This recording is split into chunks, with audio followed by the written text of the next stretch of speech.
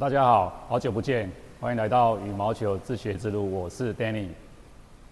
那我们今天呢，就来讲一下羽毛球的握拍。那你一定常常听到一句话，就是我握拍握对了吗？那你握拍对了吗？那这句话其实很难回答。那如果说你直接回答对了跟不对，其实是有危险的。我为什么这样讲？那后面我会跟各位介绍一下为什么这样问是有点不太对的。正确的问法是，你要给一个球路，那才问握拍对吗？比如说，我的正手高远球这样握对吗？我的往前反手这样握对吗？那这样的问法才是比较恰当的。事实上就是在羽毛球的握拍里面呢，我今天会一贯性的讲一下我整个握拍的体系跟我的练习过程，让你知道说握拍绝对不是只有正手拍、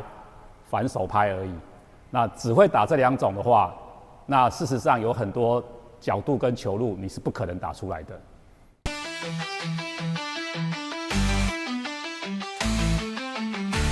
那我自己的握拍呢，其实我的握拍方式呢，我常在用的大概就我知道的大概就有5、6种我在打球的时候，我在场上就会不断的变化我的握拍方式大概有5、6种。那我们先整个讲一下，大概有哪5、6种一个就是我的正手拍正手拍的长切杀，还有挑球正手拍长切杀挑球是一种。那我的放球正反手放球大概是一种。挑球又长得不一样再来是我的反手抽球还有我的被动球握法都完全不一样所以你大概知道在打球的时候会根据不同的球路，你的拍子是要一直变化的，你才可以打出一个舒服的角度。好，那我们接下来就来仔细说明说这些变化是怎么来的，还有变化的目的是什么跟原因。那我会一一在这一集我希望把所有的握法跟打法都做一个清楚的交代，这样让你能够了解说 OK， 你在握拍绝对不是只有正手拍跟反手拍要学你还有后面很多握拍的变化，还有你动作上的配合，你才知道说我为什么握拍要这样握，目的是什么，而不是单单的去模仿而已。如果你单单去模仿而已，你可能永远都模仿不出来因为你只会模仿出样子，可是你找不到那个握拍的精神跟那个握拍的目的性，你就很难把那个握拍做熟练。好，那首先呢，我们就来好好的讲一下说，正手的握拍就是自然握拍，或者是有人讲菜刀握是怎么握那菜刀握呢，其实这个菜刀握呢有点危险，就是说这个菜刀握很多人就会以为是拿起菜刀就想剁东西，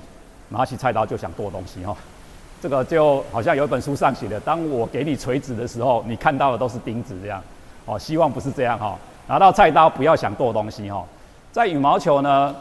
的握拍里面呢，菜刀握法呢其实比较像是菜刀切东西的握法切东西呢我们就不会握得死死的，因为你要剁东西你就会用力握紧，然后用力剁这样切东西就不一样，切东西是我要好好的含着它，轻轻拿着然后往前推这样去切东西那其实菜刀握法真的要传递的是切东西的这个握法切东西我现在在切东西切东西长这样切东西长这样。好，那我们来细部讲一下切东西怎么样握比较快那如果你手边有拍子的话，就可以跟我拿起来这样做首先呢，你就直接在你的手上面呢比一个七的动作，七的动作。那接下来呢你把拍子放上去之后呢，用后面3根手指去含住你的拍子这个时候你继续保持7的动作你含住拍子那就变成这个样子还是7，对不对？这个时候呢，你再把你的拇指跟食指夹住球拍那夹住什么位置呢？夹住呢就是跟这个拍面的我们握把上面呢，事实上有8小面，那最大的那一面那我们就直接叫它大面大面那我拍子上呢8面先解释一下，就是大面啊，大边哈，大边大面哦，侧边还有一个小边哦，小边哦。那大面是什么？就是拍面，跟拍面同一面就是大面。侧边就是拍子的侧边，这样很好记。大边哦，大面，侧边啊。另外一个就这两个夹缝中间有一个小边哦，就是小边。那我顺便再补充一下，就是说，你看一下我的握把部，你应该可以看得出我的握把部哦，就是有大边、小边、侧边，非常明显。那这为什么？哦，这是有原因的。你如果去看现在职业前10名的握把部，大部分都是弹类似这样子。哦，这是有目的的啊，因为我也看过很多社会组的球友，那个整个握把部缠得圆圆的，很大一坨这样啊，圆的。哦，那我先解释一下我自己的认知。第一个，哦，握把部薄的好处是，第一个，你可以闭上眼睛就可以知道说，哦，我现在是在什么？哦，我现在闭上眼睛，我可以知道 ，OK， 好，我现在哪边是大边？好，像我现在就知道这样是大边，好，那是大边，好啊，这样子我就知道说，我的拍子已经转动了，你看我就可以转动这样，我就可以知道这样，它有没有转动这样，啊，也就是说你的握把部薄的有这个好处。再来是薄的另外一个好处就是你在对拍子施力的时候。因为它中间没有太多缓冲，所以你的力量会扎扎实实的全部送上去，准度会提高很多。好，所以说如果你握把部缠得很圆的人，你就要考虑一下我刚刚讲的这个问题。你有办法直接摸到拍子就知道你拍子现在的角度吗？如果你可以，那你就继续保持圆圆的。那如果你不可以，那你可能要思考一下，你怎么样做到摸到拍子就知道你拍子的角度。好，题外话，我们再回来。好，刚刚就是比一个7嘛。哦，你的食指含上去，哦，2只，这时候你再把食指食指我们这边有第一指节3个指节，那我希望你拍子放在第一个指节的位置啊，这边靠近掌心这个第一指节，好，第一指节，好，那我们就后面3根含住，然后上面2根呢再去夹住拍子，好，夹住拍子。那我们平常呢这样子就是一个菜刀握，好，这我们希望你的握拍是长这样子。好，再来就是呢，我们的食指跟拇指呢，你就保持差不多的高度啊，几乎是平行的高度。只是在抓紧的时候呢，你的大拇指会稍微沉下来，去握拳。哦，抓紧的时候，你要抓紧的时候，抓紧，抓紧。好，那再来就是说，会希望你的这个拍子呢，我们刚刚讲的这样，就是说我会先教你这样握，含住嘛，对不对？好，那平常在打的时候，拍子呢的灵活性呢是基本上是。主要拍子的握呢，都是靠拇指跟食指去含住你的拍子。那后面这3根呢，是保持放松的，保持放松的，因为你在打球的时候，瞬间要抓紧的时候，事实上是整只抓紧，所以后面这3根呢，事实上就是你在后续，如果你去打一些小动作啊，我要用指力的时候，就是后面这3根去出力，这边当支点，后面3根一回拉就有个指力，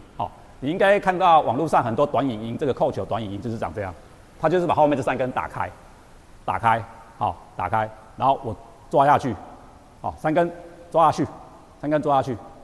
你注意看哦，我是没有折腕的哦，并不是这样打你看我的手指是放开的时候，我的拍子是放开的，当我3根手指抓下去的时候，拍子是抓回来，可是这个时候手腕没有动，我靠的只是拍子倒下来跟手指抓下去这个力量而已。这个就是你们如果去打一些小动作，比如说你打正手挑球的时候要用，反手挑球小动作，这些力量你都要用，或者是你在平抽挡，平抽挡的时候，你看会打开平抽挡这些力量你要用的时候，这3根可以当做指力的发挥来用。那你的拇指跟食指，基本上就是固定跟控制方向这样。好，那拍子呢握法的时候呢，我们刚刚讲，比一个7，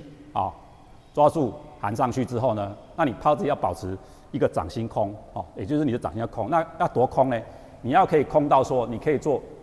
正反拍的变化捻动，所以捻动就是我这样子，我现在这样你比较好看，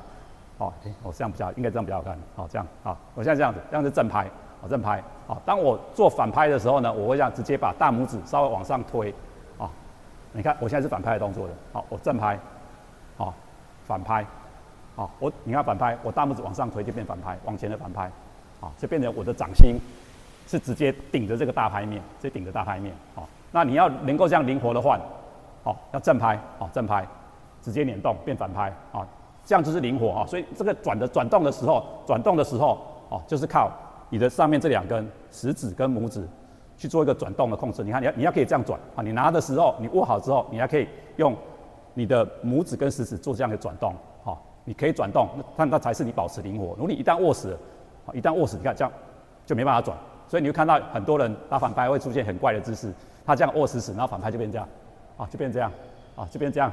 就变这样的动作，啊，就变这样的动作，啊，他握死死就变这样的动作，他反拍只好这样打，他根本没做变拍的动作。如果你有做变拍的动作，你反拍就会这样打，啊，反拍就变成这样打了，啊，因为你推上来，他就变这样打，好，好，这个就是一个正手的握拍，好的细部分解。那再来呢，在正手的握拍里面呢，大家还常常忽略一件事情，就是说，你一旦握住之后呢，它因为很多人握得太紧，那握太紧会造成什么结果呢？握得太紧，你看我如果握得太紧，哦，你看我举起来，你看我握得太紧，举起来就变成这样，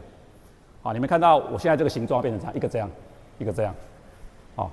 那这样其实你的拍子是不好控制，很难出力的，哦，那当你们看到说，有些职业赛的男双他们就这样扣球啊，那是逼不得已啊。哦，他硬要这样打，他是逼不得已。哦，好，那如果说你有办法抢高点的角度，那你会希望是什么？通常他们的正确的，一个比较好能够抢高点的握法是，我这样握住之后呢，我刚刚讲这样握住之后呢，你把你的拍子，稍微手腕稍微往下放，放到一个你可以舒服的角度。什么叫舒服的角度？就是你拍子还有办法握紧的角度，还有办法握紧的角度，就是舒服的角度。好，你看我现在。我刚刚这样握完之后，我再把手腕稍微往下放，好，拍子稍微往下放，好，往下切一下，好，这个时候呢，好，这个时候我再举起来，你们看到，好，你们看到我的拍子比较直了，我拍子比较直了，抢到高点了，哦，这个是很多人也迷失很久的问题，啊，因为他们就直接抓就变这样，你直接抓就变成这样，哦，那事实上，如果你有认真去看很多。现在你就直接去看顶尖的职业选手，他们的拍子都朝这样，他们拍子都会拿这样，都会拿这样。那这个感觉像是什么呢？这个感觉就是你往前打球的时候呢，就会很像是你的这个手指的第一个指节压的这个正拍面在打球的感觉，这样压上去打球的感觉。所以你在施力的时候是这个是压上去的感觉，所以甚至你会看到有些人他的食指他没有扣起来，他一样可以打球。为什么？因为他这个第一指节是去顶这个正拍面，他有顶住就可以了。他有顶住，他一样可以打球。有没有扣起来？扣起来只是让它旋转，旋转的不要让它旋转，这样控制的比较好而已。好，那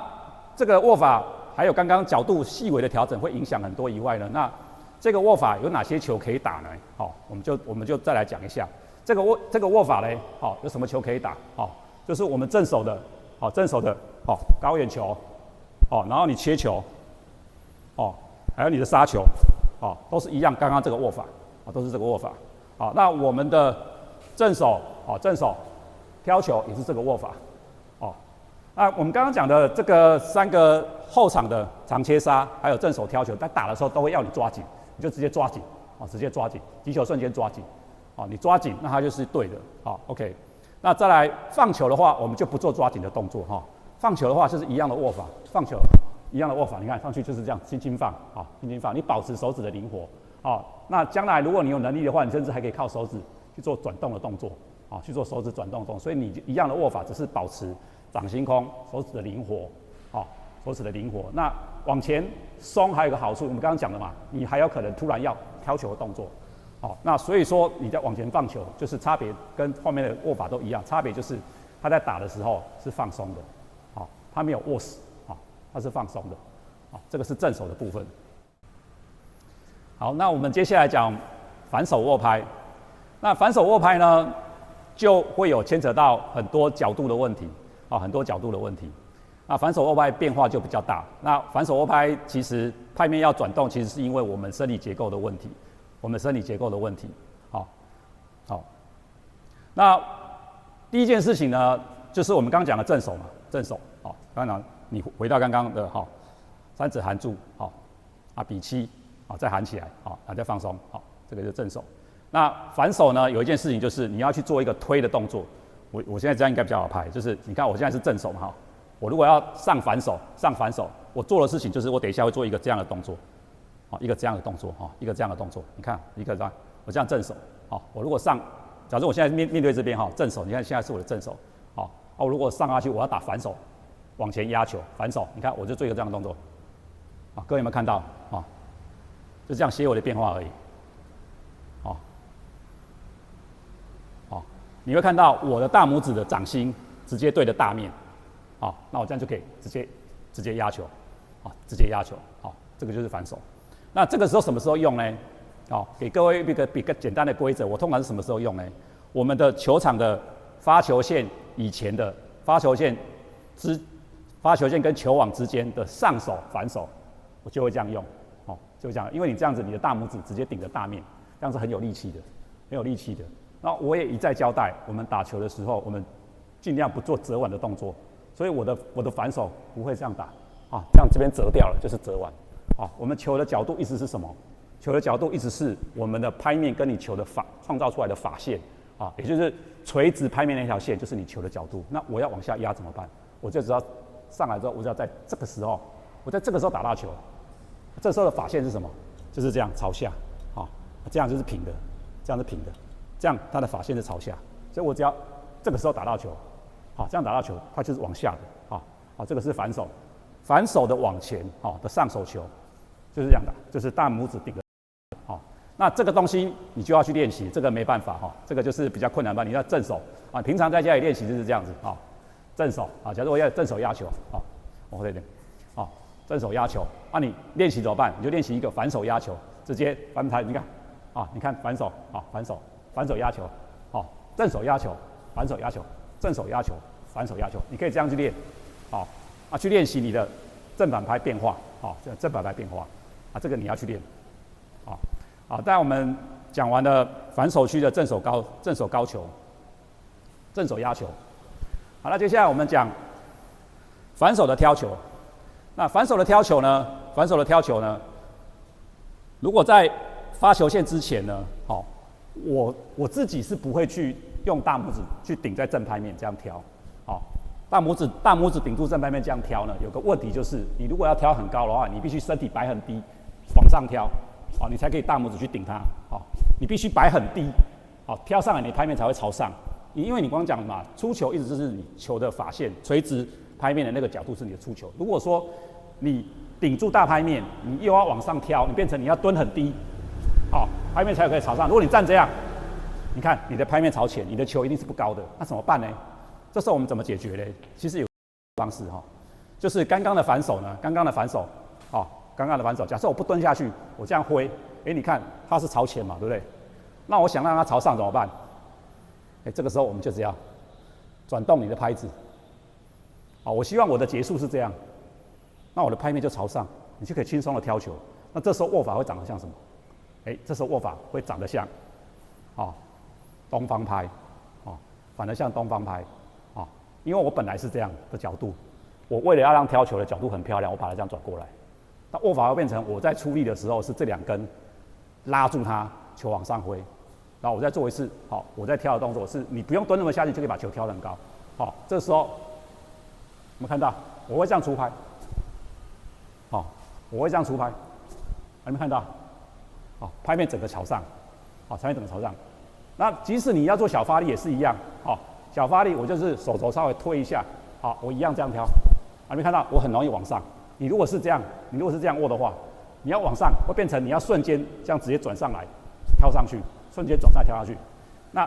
这个比较不好练，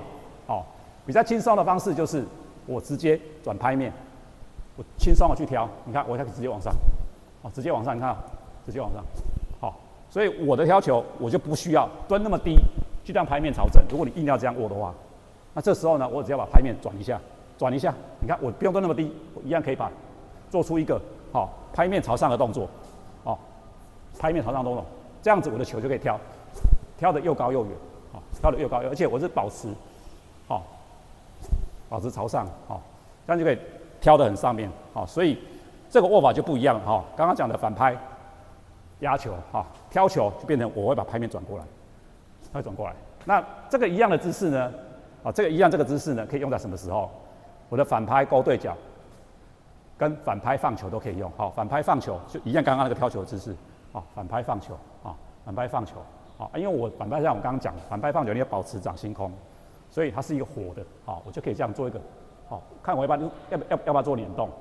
好，再来一样这个姿势呢，我可以做，好，往前勾对角的动作，往前勾对角的动作，好，你如果握着这样的反拍，这样是没办法勾的，啊，你可能只可以在这个角度的球，好，也许还可以这样直接拨，还可以直接拨，好，我们刚刚讲我们尽量不折腕，哦，所以你是整只拨，好，那如果再过去一点的球怎么办？这样子你要往回这边拨是几乎不太可能的，哦，你是做不到的。这时候你怎么办呢？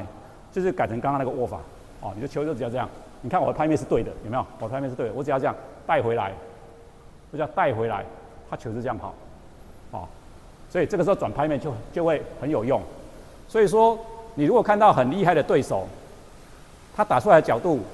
是在你意料之外的，那必须说他在打球的时候，他都有去调整他的拍面。那你一定会想说，啊，我拍面调整的时候，我打球就不稳啊，啊，这个部分就是修炼的部分了，哦，修炼到你特定球路要转到特定的拍面，你就可以轻松打出角度。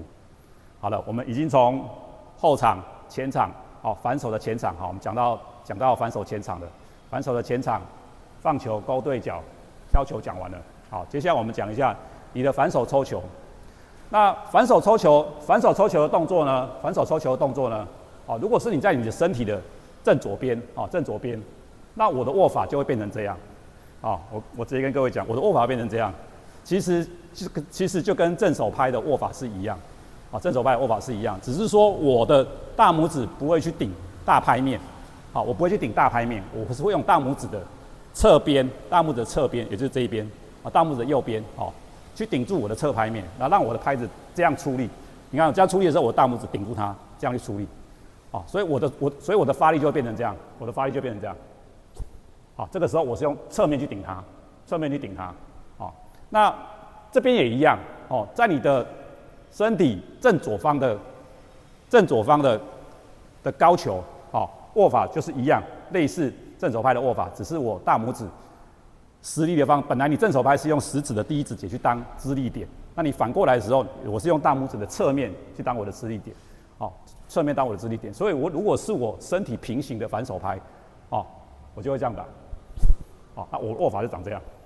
啊，我的握法就长这样，啊，这边长这样，好，那再来就是更被动怎么办呢？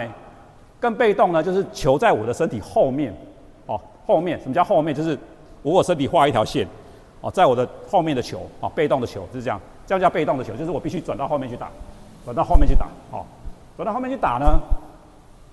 这个时候如果你用刚刚那个握法，角度就会不够，因为刚刚那个握法你这样子，然后你要被动，你发现球往那边跑，那怎么办呢？哦，拍子再转过来一点，就变成什么？就会变成这样的握法，哦，就变成我现在这样变成这样握法，哈，哦，就变成这样握法，哦，就变成是这样握法。你看我现在已经转过来了，哦，转过来，所以你看到是这样，哦，你看，是正的，有没有看到？是正的，有没有？可是你看我的手长这样，我手已经长这样了，哦，也就是说呢，我从一个正拍的握法，一直变成这样的握法，去打我的反拍，哦。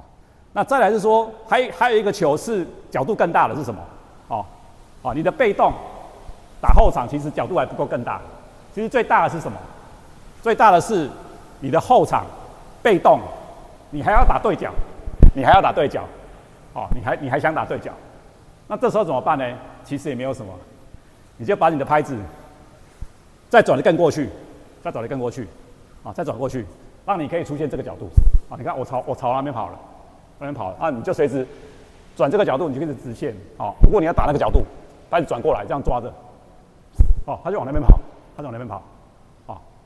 所以角度就是都可以靠转拍面创造出来的。哦，那还有一个迷思就是说，有些人会看到说奇怪，好像有些人的反拍，他好像是这样压下去打。好，其实在这边要跟各位特别说明一下。你看到的跟实际的可能会有出入，因为你很有可能你看到都是他卸力的姿势。好，我们刚刚讲的就是说要有个基本观念，就是说你的球的角度是你的发线创造出来的，所以说我如果希望我的拍子球往这边飞，那我的拍子就要出现这个角度，出现这个角度。可是我们刚刚讲的，如果你用折的又没有力量，哦，你用折又没有力量，那怎么办？那你必须整只去挥出这个角度，整只去挥出这个角度，哦，就会有力量，哦，所以这个时候就是靠转动拍面跟拍子握法去解决，才是最实在的。好，那这样子整个所有的握法的变化，跟在打什么球的应用，那就整个都讲一遍了。那整个讲一遍之后呢，当然还是有一些彩蛋要给各位啊。好，那我们讲一些比较细节的部分，好，那很多人会问说，我的握拍怎么放松？好，那这边就来补充一个握拍怎么放松的东西，哦的有趣的东西。那放松，我们会希望是说，我们就用一个正手压球来讲好了。正手压球，如果你的拍子抓得死死的，哦，我用力往上拉，哦。我用力往上，因为我要快一点啊，就用力啊。可是你别忘记一件事情，你用力，你越用力，你冲得越快，就代表什么？你还要用力把它挡住。好，我要用力，还要挡住，然后再往前挥，你看就变成这么死的姿势。那我们会希望是什么呢？我们会希望是说，如果球来了，我是不是可以到那边就直接出力？那这怎么做嘞？哦，一个教各位一个比较好的方式就是，你想象一下，你的拍子。啊，如果在上拍的时候是有一点被你丢起来又接住的感觉，好，丢起来接住的感觉，好，就像是这样丢起来接住的感觉，好，丢起来接住的感觉，好。那如果说你的丢起来跟接住是可以很近，所以你的拍子会什么？会像是什么？会像是这样，好，你看跟我刚刚这种姿势不一样，啊，跟我刚刚这种姿势不一样，跟直接丢，有没有看到？我是丢起来，那我是要接住啊。如果你丢起来，那你再加上什么？丢起来，我刚好去接住它，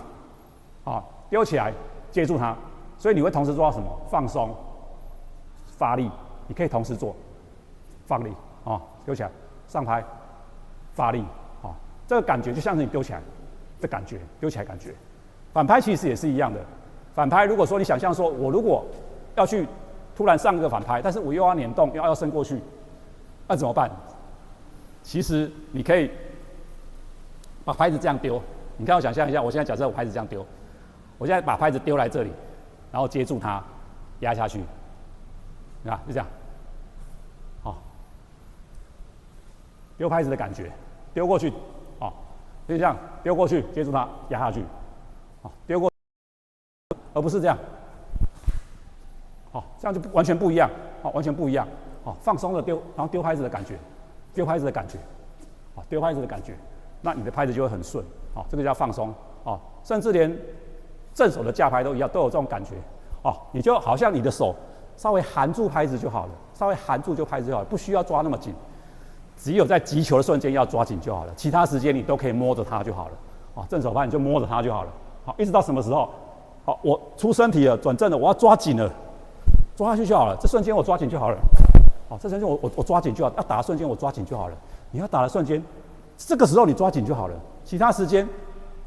重点都在你这些转体跟力量的传导上面，你的拍子最后才会抓紧。哦，这比较重要。哦，所以这是一个拍子怎么放松的小诀窍，送给各位。好，那今天时间也差不多了。如果你喜欢我的频道，欢迎订阅、分享。好，谢谢各位。